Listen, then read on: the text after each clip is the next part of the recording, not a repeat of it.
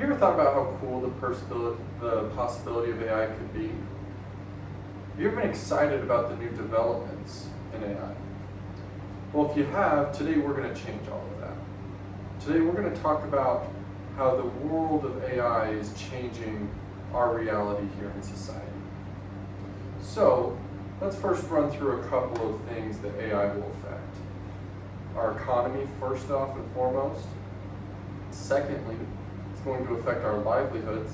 And lastly, it's going to affect our safety and our security. Okay? First, before we get too far into it, we need to understand what AI is.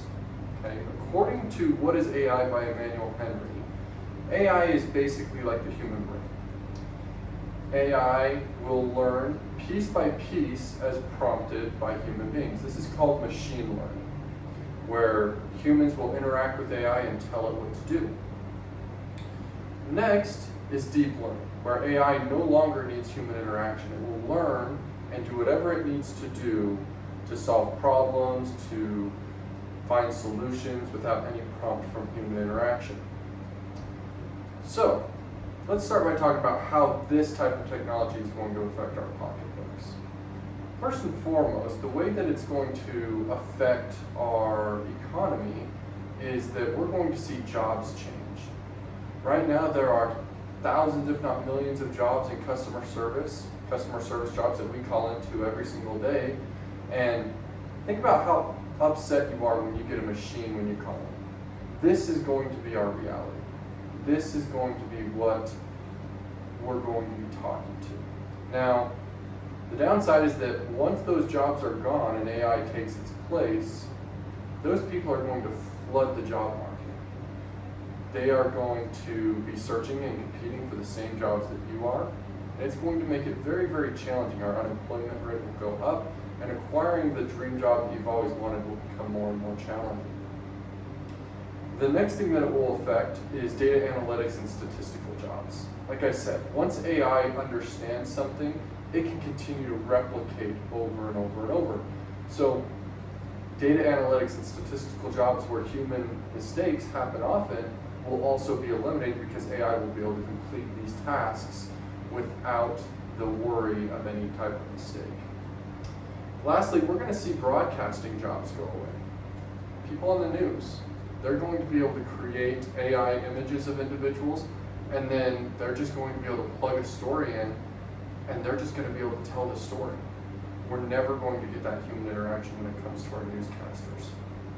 So, let's talk about how this is also going to affect our livelihoods. When it comes to our lives, there are some cool things that AI can do. Let's be honest. AI will be able to call and make appointments for you. There was a recent video done by Google where Google Assistant called a hair salon and made a hair appointment for somebody. Really cool part of AI. The downside is that that same technology is going to be used against us.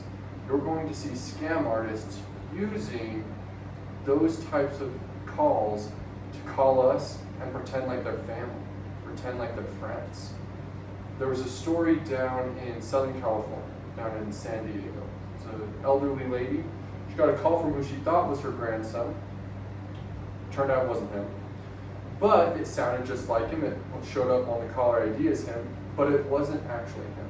So, what did she do? She gave him what he needed. He needed $14,000 to get out of jail. This lady now lost that money. She's out the $14,000, and she feels dumb. And it's all because of AI. That's how it's going to affect you. That's how it's going to affect your families. Our livelihoods, our safety, our security is going to change. We already see that identity theft here in the United States happens quite often. To give you a statistic, it actually happens 1 every 2 seconds. So imagine how much more often things like this will happen with the addition of AI technology. Last, let's talk about how it's going to affect your family. Imagine that lady was your grandma. I want you to just think for a minute. How would that make you feel knowing that she thought she was talking to you, but she was actually talking to somebody else? It kind of hurts. It kind of makes you a little angry, right? So this is going to be some of the problems that we're going to run into. Now, let's understand the most common argument on the other side of this equation. The most common argument is, what about the technology that we're going to miss out on? What about the advancements that we will not be able to accomplish if we don't develop this technology? Although yes, those advancements are cool, and there are some great things that AI can do, the dangers far outweigh the cost. So what do we do? Where do we go from here? First, we need to meet with our business leaders. We need to meet with our company owners, and we need to express our concerns with this AI technology. A business's most valuable asset is its employees. So they're going to listen to the concerns of their employees while we're still employed. Let's voice those concerns now. The next thing that we need to do is we need to lobby our current political leaders to enact legislation to prevent the development of AI into dangerous areas that can cause the loss of jobs, that can cause the advancement of technology to harm individuals and to steal people's money. These are things that we need to be looking at and analyze how we can improve down the road. So, let's share a situation that might hit you a little bit closer to home.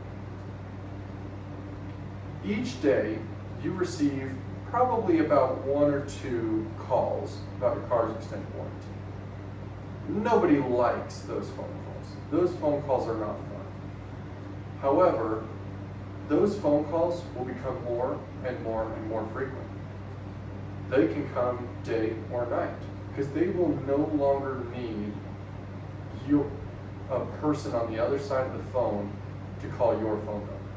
They'll be able to plug it into a machine, and the machine will do it for you. So, what do we need to do now? Like I said, we need to enact change with our business leaders and our political leaders.